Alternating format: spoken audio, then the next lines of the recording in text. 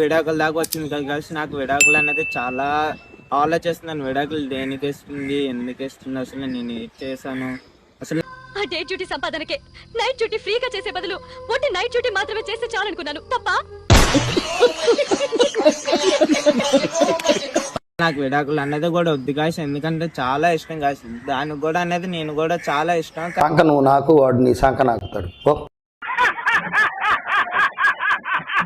విడాకుల దాకా వెళ్ళిందో కూడా నాకు అర్థం కావట్లేదు. అదేంటి సార్ అలా మాట్లాడతారు? చాలా మంది నా ఫ్రెండ్స్ చెప్తున్నారు, ఎందుకు బుర్రుందా నీకు అప్పుడే విడాకులు, పెళ్లి చేసుకుని 3 నెలలు కూడా ఇంకా అవ్వలేదు, అప్పుడే మీ ఆవిడ కూడా అంటుంది పెళ్ళికి అనేది నాది కనేస్తుంది అంటుంది,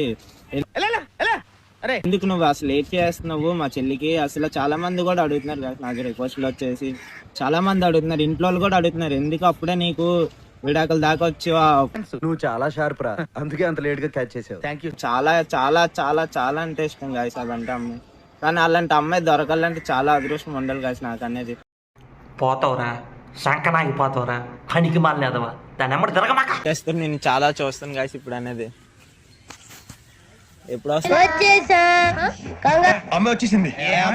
మీ తమ్ముడేటి ఫుల్ నవ్వేస్తుందని నాకు అది చూసి. నవ్వు ఆపుకుంటున్నావు కదరా?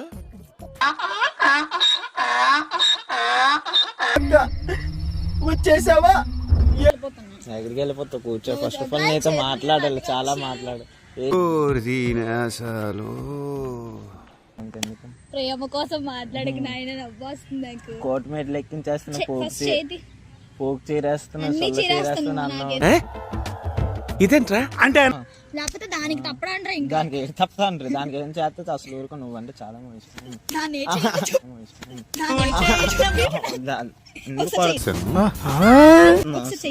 నువ్వు కొడుతున్నావు నన్ను. వీడియో ఆపరు, వీడియో ఫైనల్ గా మీరు రూముల్లో నేను ఎచ్చేస్తున్నా అసలు, రూముల్లో నేను ఎచ్చేస్తున్నా అసలు. సరే ఇప్పుడు ఏంటి చెప్పాలి, చూపించు.